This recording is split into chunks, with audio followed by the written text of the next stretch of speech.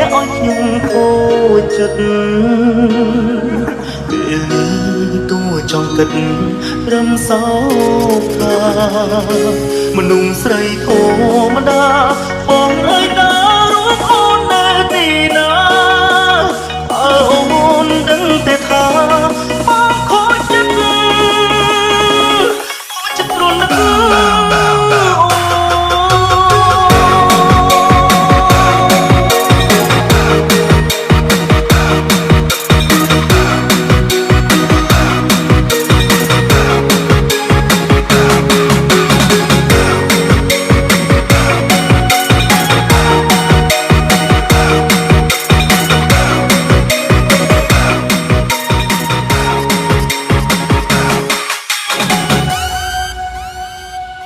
Call Me Chai Benz Remix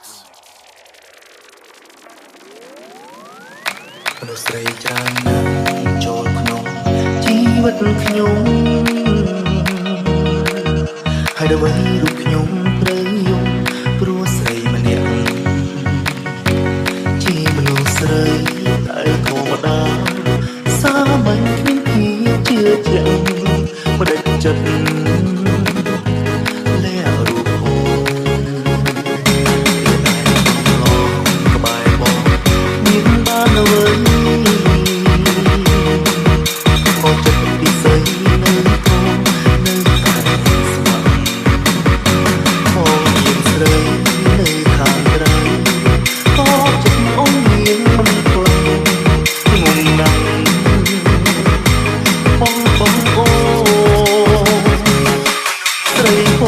ម្ដា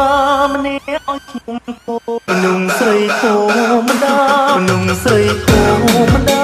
ម្នាក់ឲ្យខ្ញុំគោចិត្តចង់គិតរំសោកមនុស្សស្រីធម្មតាបងអើយតា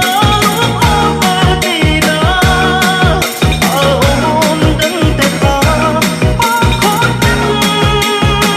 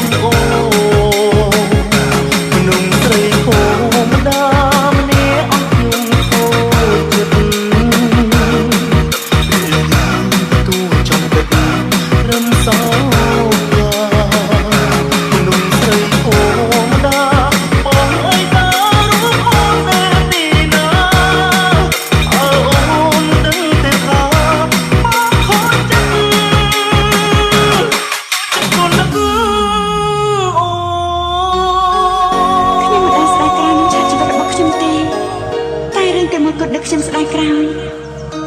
គឺចំឆ្លៀតការស្រឡាញ់បងចំពោះខ្ញុំសុំទៅបងដល់ពេលដែលត្រូវបំភ្លេចខ្ញុំហើយព្រោះក្នុងជីវិតគ្នាបានល្អទៅជីវិតពិតគឺខុសពីក្នុងប្រឡោមលោកដាននៃជីវិតមិនមែនជាអ្វីដែលអ្នកចង់ឲ្យដូចទៅនឹងគ្រោងនៃសាច់រឿងនោះទេ